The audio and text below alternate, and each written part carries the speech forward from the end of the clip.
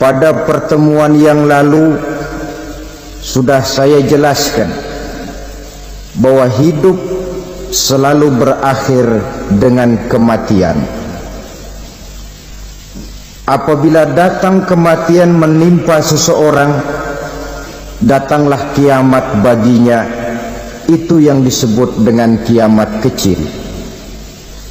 Hakikatnya mati adalah perpindahan dari kehidupan di dunia ini menuju kehidupan di alam barzakh. Menunggu kita di alam barzakh sampai datangnya saat kiamat, entah 10 tahun, entah 100 tahun, entah 1000 tahun, hanya Allah saja yang maha tahu. Adapun orang-orang beriman yang melakukan amal kebajikan dalam kehidupan di dunia ini, masa penantian yang lama di alam barzakh buat mereka sebentar saja. Tetapi bagi orang-orang kafir yang ingkar, yang tidak beriman kepada Allah, yang hidup di dunia cuma menumpuk-numpuk dosa, tentu penantian di alam barzakh akan merupakan waktu yang sangat lama. Bukankah dalam kehidupan kita waktu itu memang relatif? Contoh misalnya, bagi pemuda-pemudi yang sedang duduk asyik memadu cinta, waktu 4-5 jam saja rasanya cuma 4-5 menit, tenggelam oleh keasikan. Tapi buat orang yang berbaring di rumah sakit, meratap di balik-balik apa itu tembok derita kata lagu,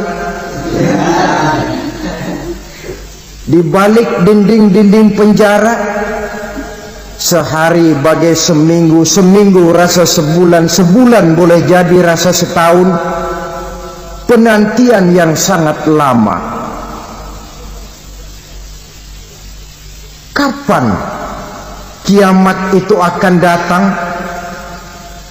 Ini rahasia Allah. Jangankan kita yang orang awam, baginda Nabi sendiri tidak diberitahu oleh Allah kapan kiamat itu akan terjadi. Tetapi sungguh pun demikian, banyak hadis-hadis yang menjelaskan ciri atau tanda-tanda datangnya kiamat. Nah, kalau sudah bicara soal tanda kiamat itu ada 2. Pertama yang disebut alamatus sughra, tanda-tanda kecil. Ini waktunya masih ada tenggang. Ada yang dinamakan alamatul kubra, tanda-tanda besar, artinya kiamat sudah diambang pintu. Apa tanda-tanda kecil dari datangnya hari kiamat itu? Misalnya kata Nabi, apabila ilmu sudah diangkat oleh Allah, artinya apabila ulama sudah banyak wafat, minat orang belajar agama berkurang, lalu kebodohan nampak merajalela di mana-mana, zina dikerjakan secara terbuka, minuman-minuman keras jadi kebanggaan, itu termasuk di antara tanda-tanda kecil terjadinya hari kiamat. Apalagi misalnya iza waladatil ammatu rabbataha, apabila budak sudah melahirkan tuan. Apa maksudnya? Ada yang mentafsirkan apabila anak sudah bisa membudaki orang tuanya. orang tua yang melahirkan dia, yang membesarkan dia, demi setelah si anak besar jadi orang berpangkat, bertitel, berharta, berkedudukan, jadilah orang tua itu budaknya. Sehingga sering dibilang kalau orang tua kaya, anak jadi raja, tapi kalau anak yang kaya, orang tua sering jadi budak. Apalagi munculnya fitnah yang bergelombang, timbul perang antara dua bangsa yang besar, waktu berjalan terasa sangat pendek sekali. Itu merupakan tanda di antara tanda-tanda kiamat. Termasuk di dalamnya sulit membedakan mana laki, mana perempuan. Kan kalau tanda-tanda kayak begini sekarang sudah banyak kita lihat kan. Ulama banyak wafat, penggantinya sulit. Zina dikerjakan berterang-terangan, minuman keras jadi kebanggaan, banyak anak membudaki orang tuanya, sulit membedakan mana laki mana perempuan. Kadang-kadang dari belakang kita lihat perempuan bener, begitu kita colek nengok jenggotan.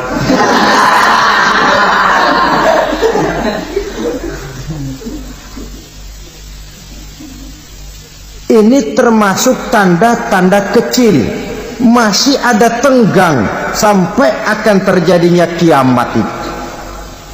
Nah, yang dimaksud dengan tanda-tanda besar, ini tanda besar artinya kiamat sudah diambang pintu. Pertama, matahari terbit dari sebelah barat. Apabila matahari sudah terbit dari arah sebelah barat, tertutuplah sudah pintu taubat. Bersabda Nabi kita, la taqumus sa'atu hatta tatlu'a syamsu min maghribiha. Tidak akan datang hari kiamat sampai matahari terbit dari arah sebelah barat. Fa iza tala'at, manakala matahari telah terbit dari arah sebelah barat, wa ra'ahan nasu, manusia banyak menyaksikan itu, amanu ajma'un, mereka pun lalu beriman. Yang tadinya kafir, yang tadinya ingkar, yang tadinya membangkang, setelah melihat matahari terbit dari sebelah barat, buru-buru beriman, berlomba-lomba mengucap dua kalimat syahadat. Tapi apa yang terjadi? Kata Nabi, wadzalika hina la yanfa'u nafsan imanuha lam takun amanat min qabl. Hari itu adalah hari yang iman sudah tidak berguna lagi bagi seseorang apabila sebelumnya memang dia tidak pernah beriman. Au kasabat fi imaniha khaira, atau beriman tetapi tidak pernah melakukan kebajikan di dalam keimanannya itu. Hari yang sudah kasib, hari yang sudah terlambat, beriman tidak akan ada gunanya lagi. Ini pelajaran buat kita. Sebelum sang surya terbit dari sebelah barat, sebelum nafas sampai di tenggorokan, artinya pintu taubat masih terbuka. Kalau dua hal itu sudah terwujud, nafas sudah sampai di kerongkongan atau matahari sudah terbit dari arah sebelah barat, tertutuplah sudah pintu taubat. Tak ada lagi gunanya pangkat, jabatan, harta, bahkan beriman pun dalam suasana macam itu. Too late, kata orang Kulon. Sudah terlambat. Matahari terbit dari arah sebelah barat. Itu tanda besar, artinya kiamat sudah diambang pintu. Lalu apalagi tanda besar? Munculnya Dajjal. Dajjal artinya pendusta-pendusta yang menyesatkan manusia. Ada dua macam dajjal, saudara. Ada dajjal kecil, ini dajjal kelas teri. Kalau ini sejak zaman Rasulullah sudah ada itu. Tiap zaman ada. Di zaman Rasulullah misalnya ada yang bernama Aswad al-Unsi dari Yaman. Ada yang namanya Musailamah al-Kazzab dari Yamama. Ada yang namanya Ibnu Sayyad dari Madinah. Ini dajjal-dajjal di zaman Rasul. Musailamatul Kazzab memproklamirkan diri jadi nabi dia. Di zaman Rasul masih hidup. Ini dajjal zaman Nabi. Di zaman sahabat muncul dajjal-dajjal. Di zaman kita sekarang ini dajjal-dajjal pun gentayangan. Dajjal-dajjal kelas teri.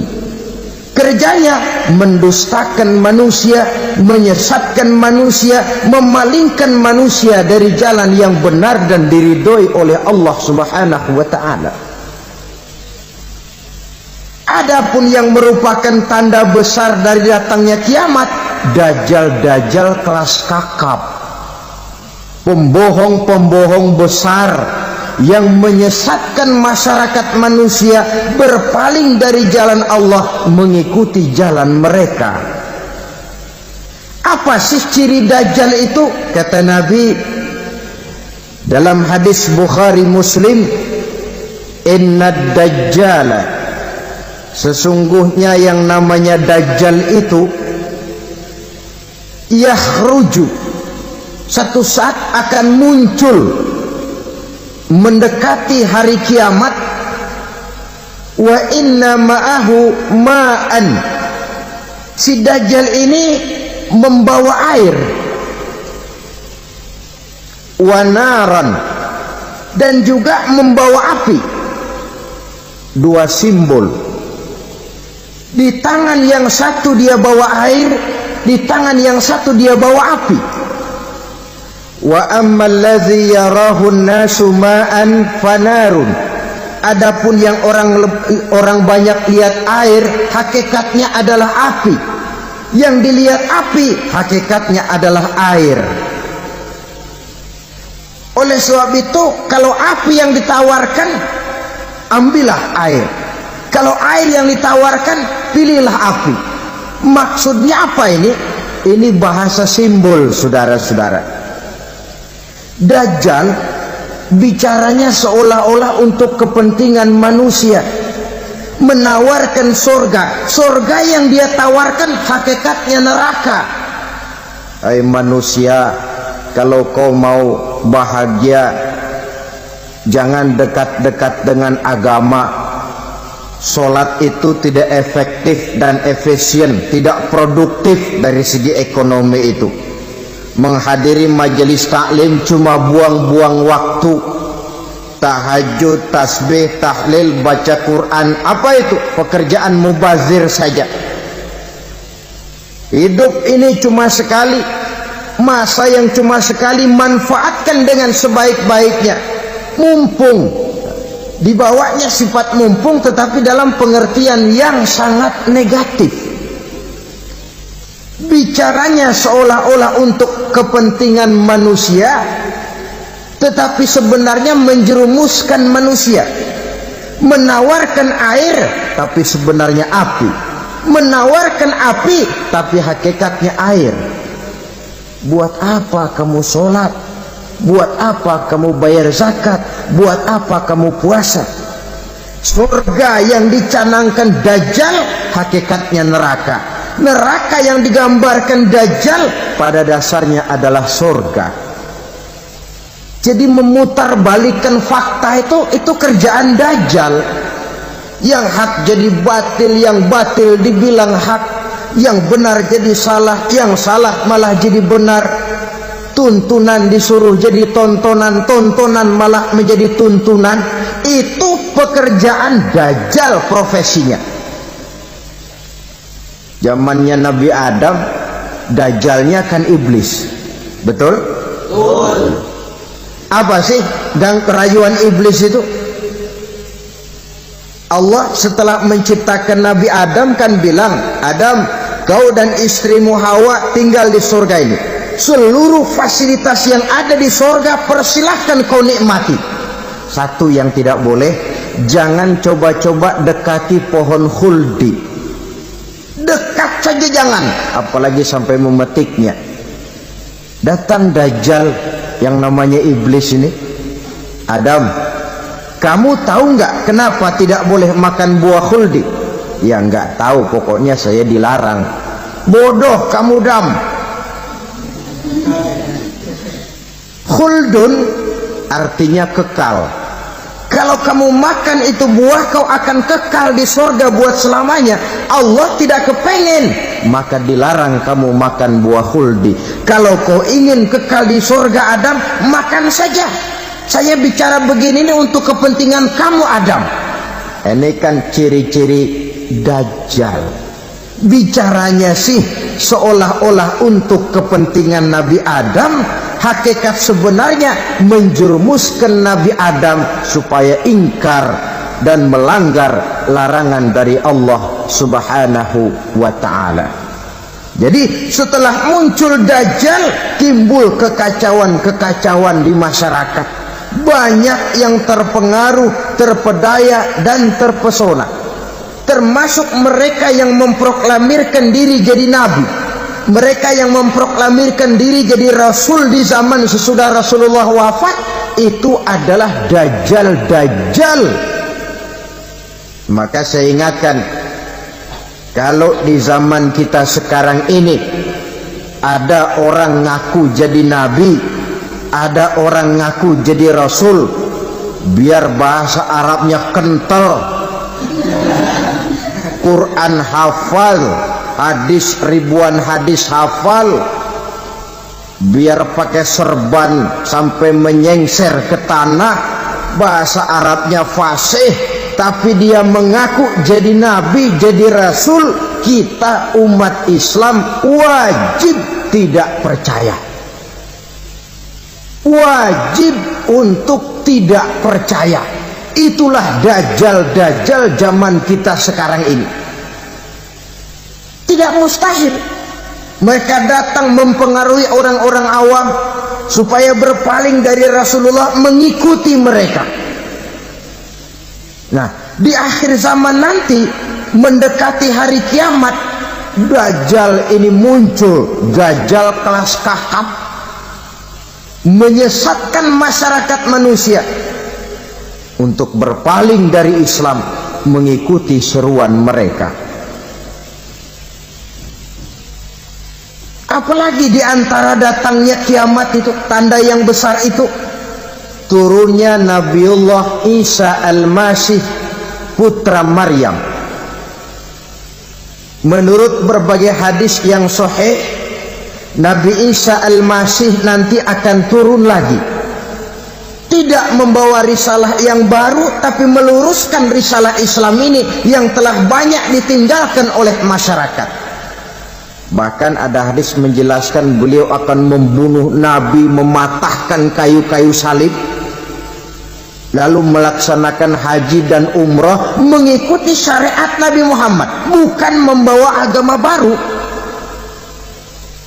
Menjadi semacam mujaddid, reformer, menyelamatkan manusia dari bisikan Dajjal. Bahkan ada riwayat yang menjelaskan bahwa Nabi Isa berhasil mengalahkan Dajjal, mengembalikan masyarakat manusia kembali kepada ajaran Islam yang datang dari Allah, dibawa oleh Rasulullah sallallahu alaihi wasallam.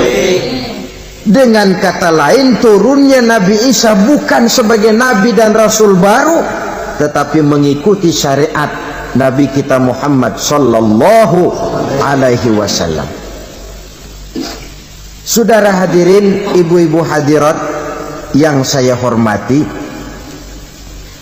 kemudian apalagi di antara tanda-tanda besar akan datangnya kiamat itu? Keluarnya asap atau awan Kata Nabi, inna min asrati sa'ah dukhanan yamla'u ma bainal masyriqi wal maghrib. Di antara tanda-tanda kiamat munculnya awan atau asap yang memenuhi antara langit dan bumi.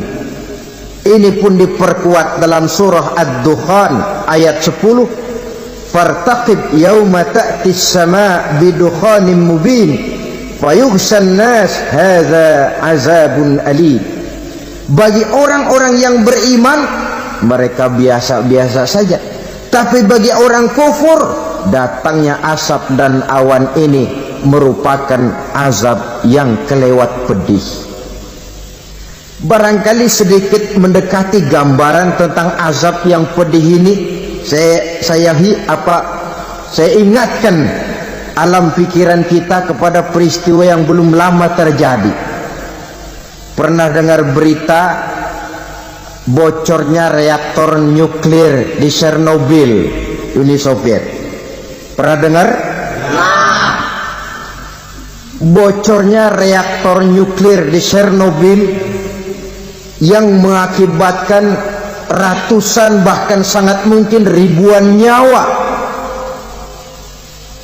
Cuma satu reaktor. Bagaimana kalau seluruh cadangan nuklir yang dimiliki oleh para negara adik kuasa ini diledakkan? Bahkan yang konon menurut catatan, cadangan nuklir yang dimiliki bersama oleh Amerika dan Rusia sekarang ini sudah sanggup memusnahkan 6 miliar manusia, 1,5 kali lebih banyak dari jumlah manusia yang nongkrong di permukaan bumi ini. Saudara-saudara hadirin yang saya hormati, lalu saat mendekati hari kiamat, apalagi tandanya setelah Nabi Isa wafat pada saat turunnya yang kedua kali, lalu Allah meniupkan angin sejuk. Semua orang-orang beriman, orang-orang baik wafat, sehingga penghuni bumi ini cuma tinggal lagi terdiri dari orang-orang kafir. Tidak ada lagi di bumi ini yang bisa mengucapkan Allah. Sehingga dalam hadis qudsi itu ada keterangan, innallaha azza wa jalla yaqulu li Israfil. Allah pernah pesan kepada malaikat Israfil. Kata Allah, Israfil, iza sami'ta qailan yaqul Allah Allah fa akhirin nafakh 40 sanatan ikraman liqailiha. Hai Israfil, apabila kau dengar di permukaan bumi masih banyak orang yang mengucapkan Allah Allah, maka tunda sangkakala kiamat itu 40 tahun. Untuk apa? Ikraman liqailiha, menghormati orang yang mengucapkan Allah Allah itu. Wah, jadi karena sekarang masih banyak yang mengucapkan Allah, besar hatilah kita, masih jauh kiamat itu. Tapi jangan lupa, kiamat pribadi, kiamat kecil itu yang nggak kita sangka-sangka. Ajal datang mencabut nyawa, itu kiamat pribadi, dan itu yang pasti kita hadapi, dan itu yang membuat kita tidak boleh bersikap main-main di dalam kehidupan sekarang ini. Saudara hadirin yang saya hormati, tidak ada lagi orang-orang muslim. Seluruh penduduk dunia ini kafir. Lalu terciptalah struktur sosial yang berlandaskan prinsip hidup semau gue. Bakal terjadilah prinsip di mana yang kaya menyantap yang miskin, yang kuat menindas yang lemah. Hidup sudah bagaikan di rimba belantara, berlaku hukum rimba. Siapa yang kuat dia yang menang, siapa yang lemah menjadi mangsa. Timbul kekacauan, maksiat merajalela, munkarat menjadi jadi, sehingga isi bumi ini penuh dengan segala macam perbuatan dosa. Tidak ada perlunya lagi alam diperpanjang temponya. Datang saat yang sudah dijanjikan oleh Allah Azza wa Jalla, maka terjadilah yang disebut kiamat kubra, kiamat besar, kiamat ancur-ancuran. Bagaimana kejadian ini dimulai? Dalam surah Az-Zumar ayat 68, Allah Subhanahu wa taala berfirman, "Wa nufikha fis-suri fasa'iqa man fis samawati wa man fil ardi illa man sya'allahu." Maka manakala ditiuplah sangkakala, terkejutlah seluruh yang ada di langit dan seluruh yang ada di bumi. Bila saat kiamat datang, Allah perintah malaikat Israfil, Israfil, tiup sangkakalamu. Ditiuplah sangkakala oleh malaikat Israfil, yang akibat daripada tiupan itu seluruh yang ada di langit, seluruh yang ada di permukaan bumi terkejut. Yang ada di langit siapa? Malaikat kan. Bayangin aja kalau malaikat kaget, apalagi kita. Terkejut seluruh makhluk yang ada di bumi, yang ada di langit mendengar suara sangkakala itu. Bunyinya tidak sanggup kita bayangkan dahsyatnya. Ledakan nuklir, ledakan neutron belum apa-apa ketimbang bunyi sangkakala malaikat Israfil ini.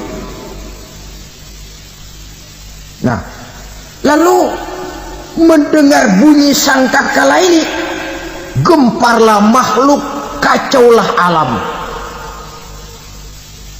Bumi gempa, planet-planet bertabrakan, gunung meletus, air laut tumpah ke darat, angin topan bertiup, halilintar menyambar. Lalu semua yang bernama hidup mati total. Mati bareng tanpa persiapan. La haula wala quwata illa billah. Saya kadang-kadang dalam tafakur bermohon, ya Allah, mudah-mudahan saya enggak nemuin kiamat beneran. Ngeri. Tidak bisa kita bayangkan macam apa suasana seperti itu.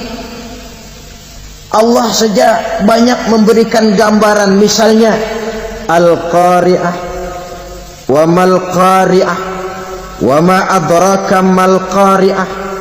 Kejadian yang menggemparkan. Tahukah kamu apa kejadian yang menggemparkan itu? Yauma yakunun nasu kal farasil mabsus wa takunul jibalu kal ihnil manfus. Pada saat itu manusia berterbangan bagai kupu-kupu, gunung berterbangan seperti kapas ditiup angin. Gunung saja macam kapas, konon lagi manusia.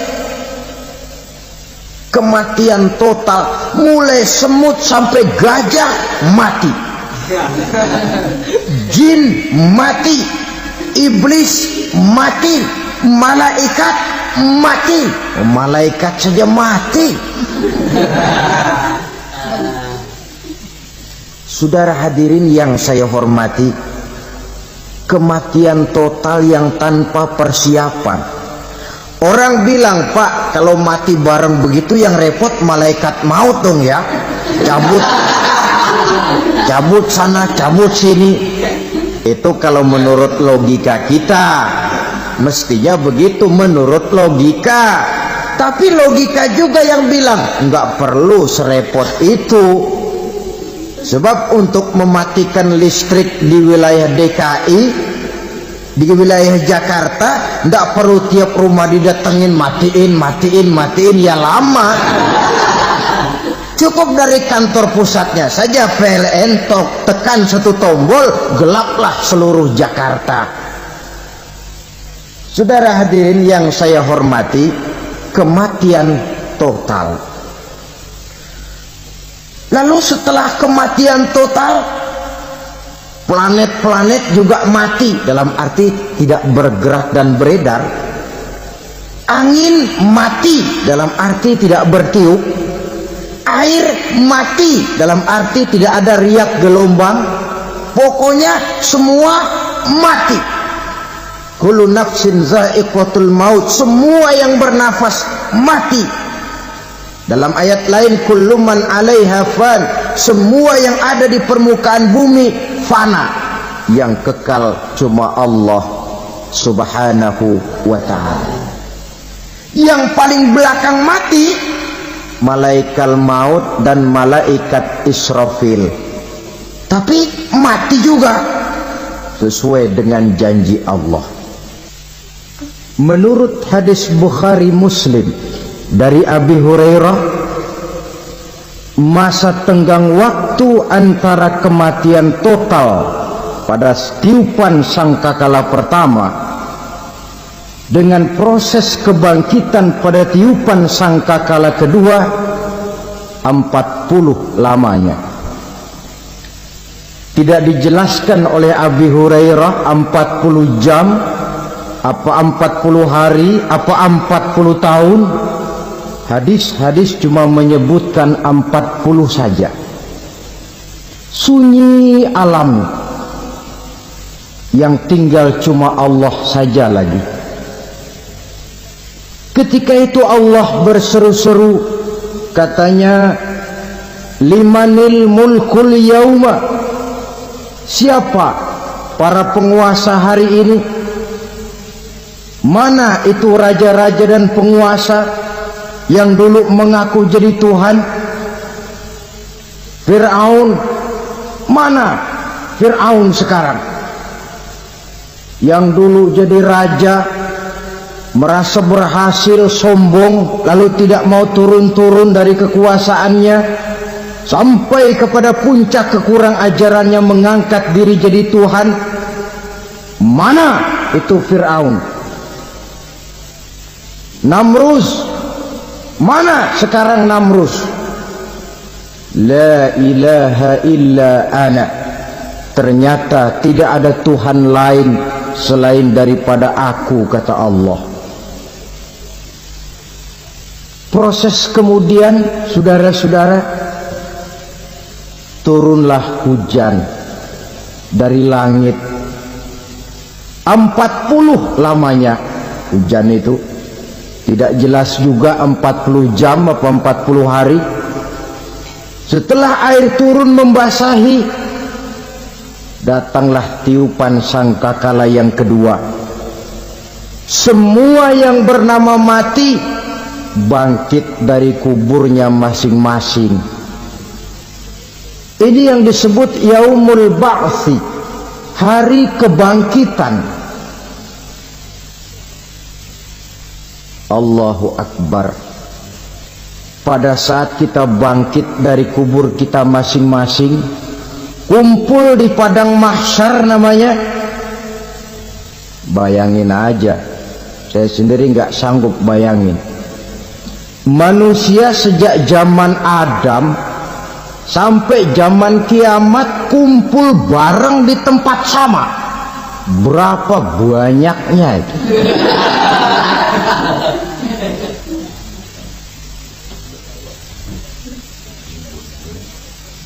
Dan yang luar biasa, menurut satu riwayat, pada saat bangkit itu, Masya Allah, roman muka kita berubah,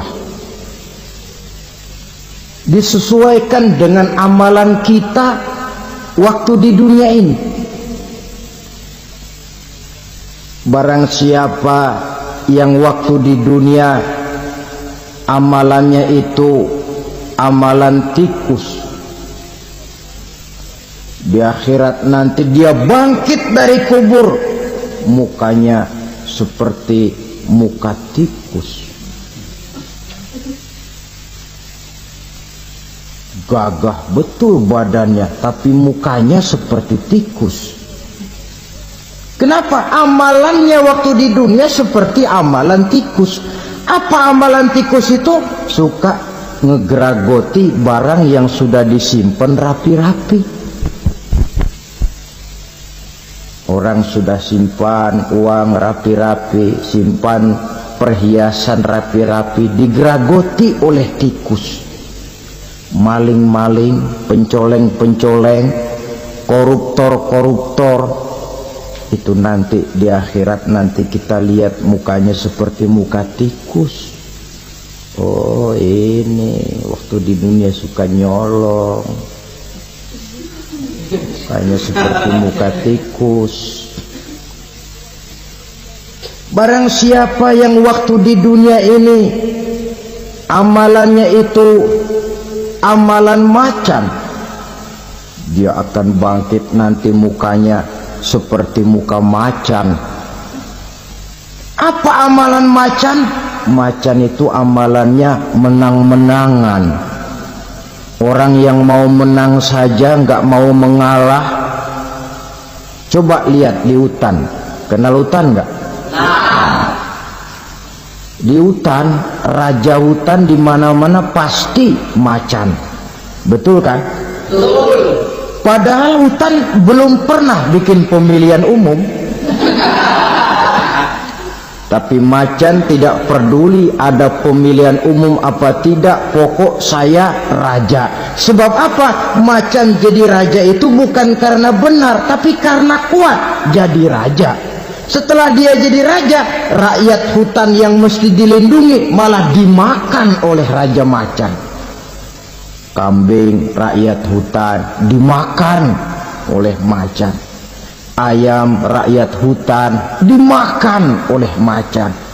Itu nanti kita lihat di akhirat itu mukanya seperti muka macan, gagah betul. Lalu barang siapa yang di dunia ini amalannya itu seperti amalan anjing, nanti dia punya muka seperti muka anjing. Apa amalan anjing?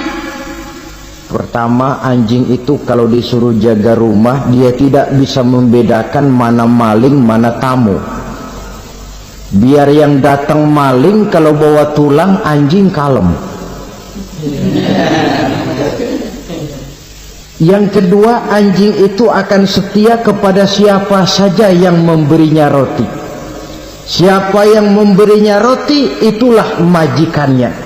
Apa kata majikannya pasti dia laksanakan. Soal benar atau salah dia tidak peduli. Setelah anjing dapat roti, dia tidak punya pilihan lain kecuali bilang, abdi mah kumaha juragan wae ayeuna mah.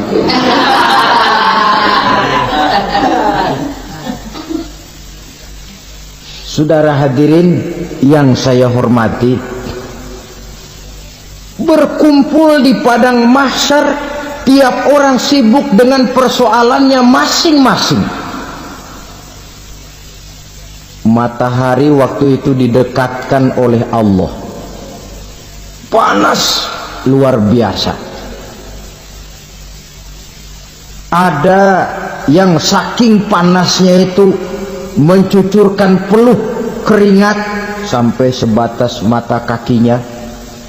Ada yang keringatnya sampai sedengkulnya, ada yang keringatnya sampai sepusatnya, ada yang keringatnya mengalir sampai sebahunya, ada yang kelelap oleh keringatnya sendiri, sementara orang di sampingnya nggak apa-apa.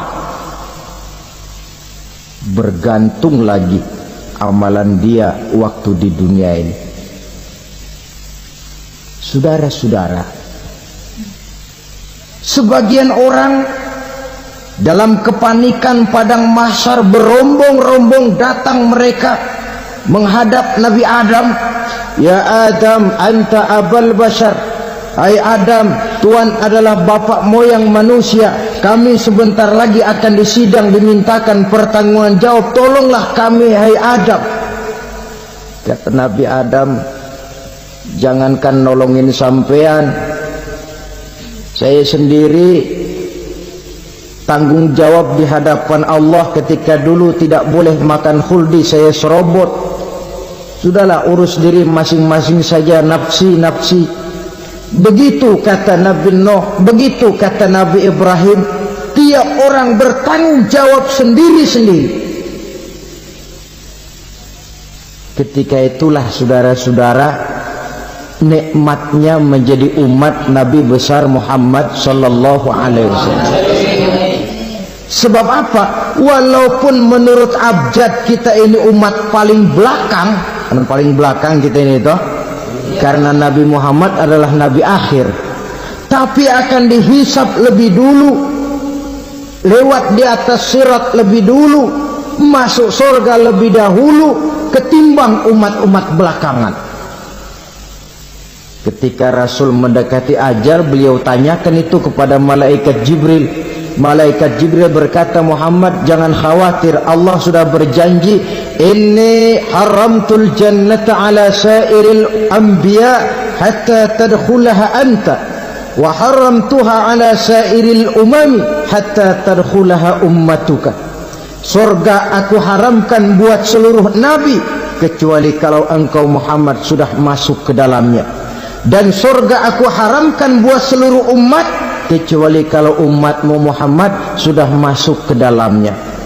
Logikanya, walaupun menurut abjad kita umat paling belakang, bakal dihisab paling dulu, lewat di atas sirat paling dulu, masuk surga paling dulu, kalau mampir ke neraka juga paling.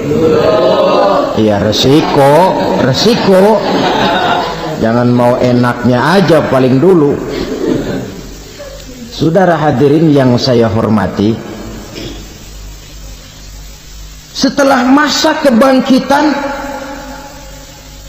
itu jangan dikira begitu bangkit langsung diperiksa. Masih menanti ribuan tahun perhitungan padang mahsyar untuk sampai kepada proses yang disebut yaumul hisab, hari perhitungan.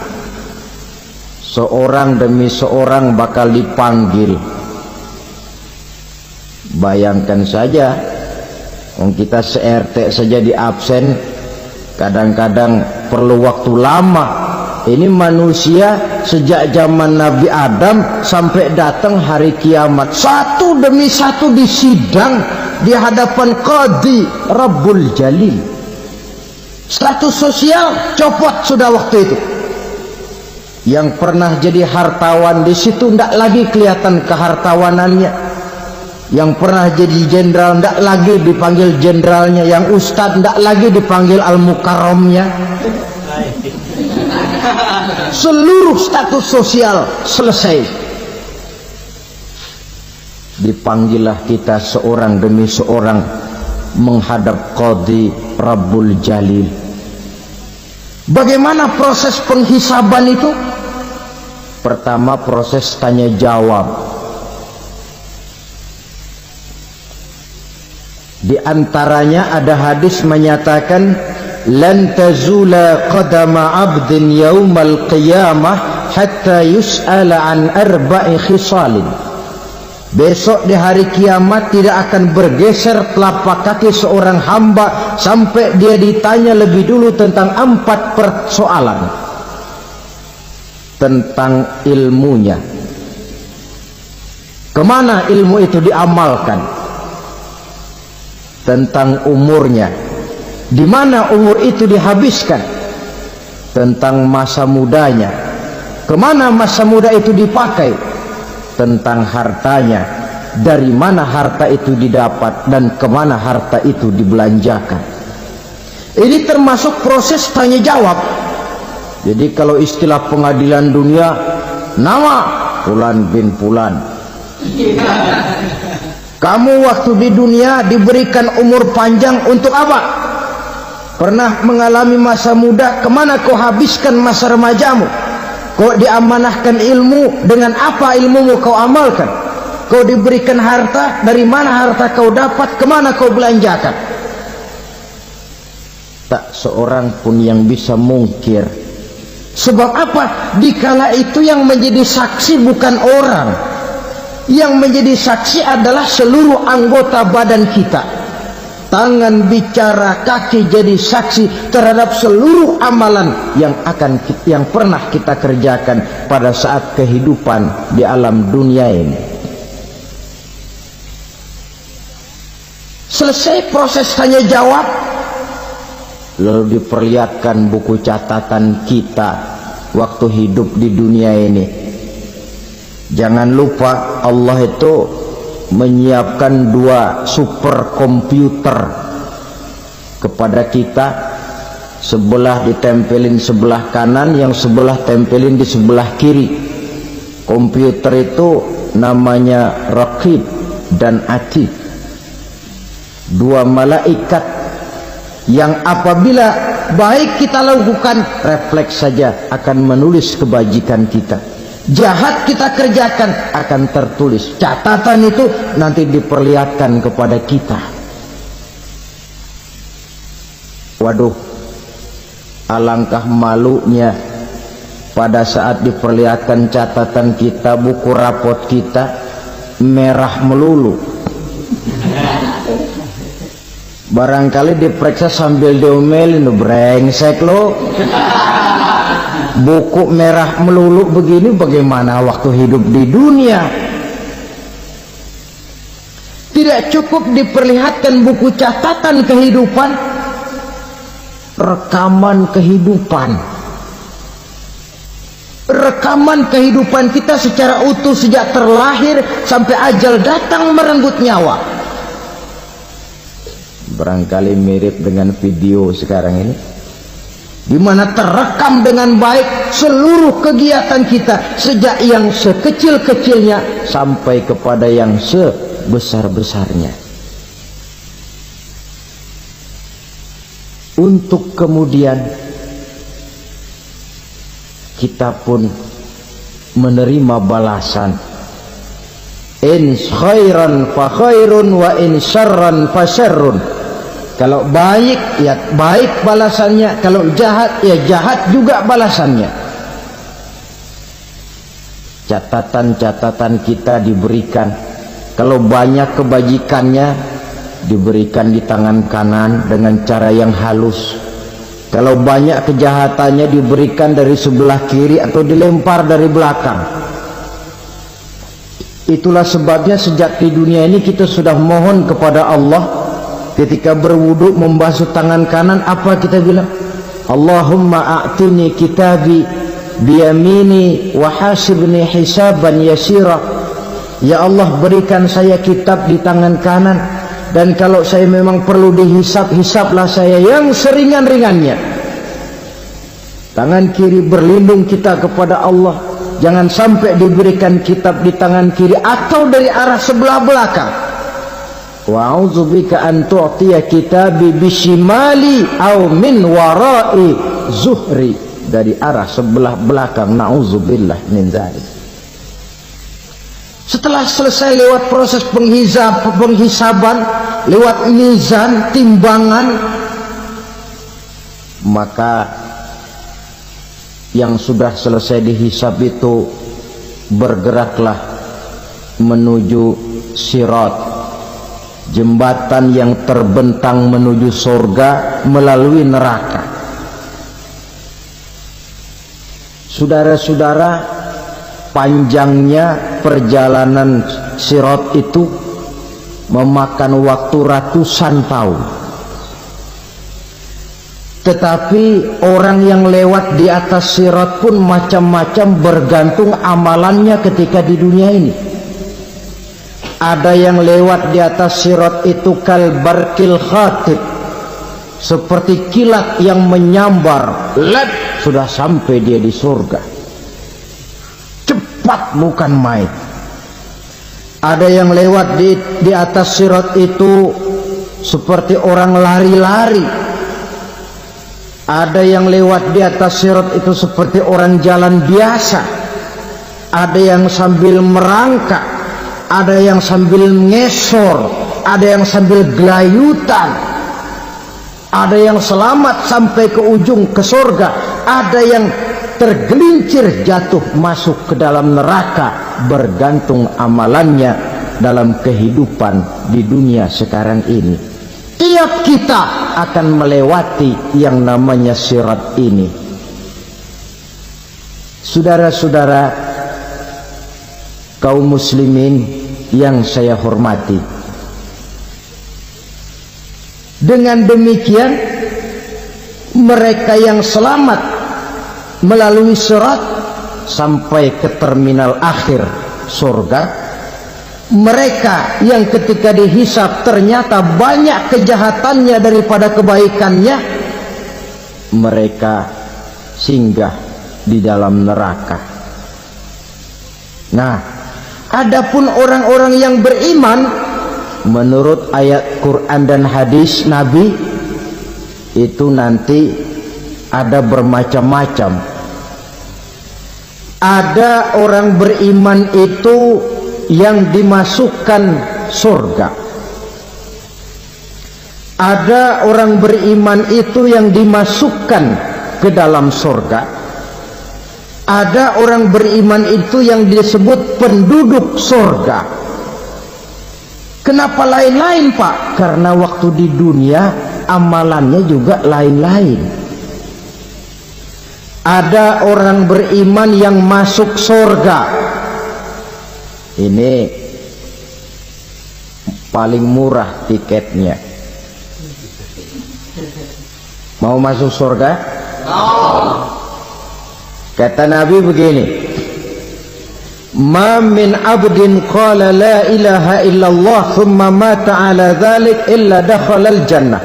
Kalau seorang hamba sudah mengucap dua kalimat syahadat, dia yakin dengan kebenaran kalimat itu sampai matinya, orang itu akan masuk surga. Abi Dzar yang waktu itu diajak bicara heran, ya Rasul kok gampang betul? Iya. Walaupun orang itu mencuri, iya. Walaupun orang itu berzina, iya. Biar dia mencuri, biar dia berzina, kalau dia sudah mengucap dua kalimat syahadat, dia yakin dengan kebenaran kalimat itu sampai matinya, itu orang akan masuk surga. Jadi masuk surga cukup dua kalimat syahadat, yakin sampai mati, masuk surga. Itu perkara masuk. Tapi kalau pertanyaannya diterusin, masuknya kapan, Pak? Nah, ini lain lagi urusannya. Sebab ada yang masuknya itu langsung, ada yang mampir dulu. Di sana tempat cuma dua, kalau tidak surga, neraka. Mau ke surga tapi mampir dulu, yang mampirnya jelas di neraka. Kenapa? Dalam hadis qudsi ada riwayat, nanti itu di akhirat setelah Allah selesai mengatur penduduk surga masuk surga, yang neraka masuk neraka, Allah berkata kepada malaikat Malik, malaikat Malik, labaik ya Allah, itu bajingan-bajingan tengik, manusia-manusia durjana yang waktu di dunia tidak mau sujud, jauh dari ulama, gemar melakukan yang munkarat dan maksiat, hidup di tengah masyarakat selalu jadi bibit keonaran, kufur, sudah masuk neraka semua. Sudah ya Allah. Nah, kalau sudah, coba sekarang kamu masuk, Malik. Saya, iya, masuk neraka. Mau apa ya Allah? Kata Allah, akhriju minan nar man kana fi qalbihi misqala habatin min khardalin min iman. Kau masuk neraka, cari di dalam neraka orang-orang yang ada imannya walaupun kecil sebesar biji zarah, angkat mereka keluar. Masuk malaikat Malik ke neraka, cari orang yang ada imannya, korek-korek. Ya repot, udah pada gosong. Yang ada imannya diangkat ke atas, yang ada imannya diangkat ke atas, lalu dimandikan di Nahrul Hayat, namanya sungai kehidupan di akhirat nanti. cakep lagi rupanya, bersih lagi wajahnya, apel di hadapan Allah. Kata Allah, bagaimana mas? Kapok nggak sampean? Kapok ya Allah. Nah, kalau kapok, idhab fadkhulil jannah, pergi masuk surga sana. Berangkat mereka ke surga, ketemu sama teman-temannya yang udah sampai lebih dulu, yang nggak pakai mampir lagi. Terjadi dialog. Kata teman-temannya yang udah pada nyampe duluan, mas, iya, emang baru sampai? Saya baru sampai. Memang mampir di mana dulu mas? Kita sudah lama sampai di surga. Saudara buka surah Al-Muddatsir ayat 34-35. Ma salakakum fis saqar? Kenapa kamu mampir di neraka Saqar? Qalu lam nakum minal musallin. Mereka menjawab, kami mampir di neraka Saqar mas, gara-gara dulunya kami waktu di dunia ndak pernah sholat. Ndak pernah sholat? Ndak pernah. Kan rumahnya dekat masjid, cuma dekat doang mas. Sholat mah enggak saya. Nggak pernah ngasih makan fakir miskin, nggak pernah hadir di majelis taklim, pendeknya nggak pernah melakukan kebajikan. Maka saya pun mampir di neraka Saqar. Untung betul saya punya iman mas, sedikit. Waktu hidup di dunia dulu saya pernah mengucap 2 kalimat syahadat, sekali-kalinya waktu mau kawin. Masya Allah. Untung saja kawin, kalau nggak kawin polos.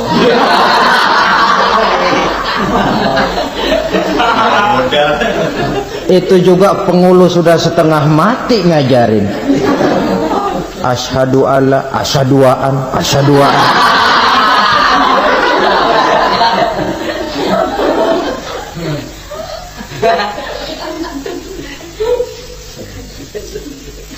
Ini namanya masuk surga, ada mampir dulu.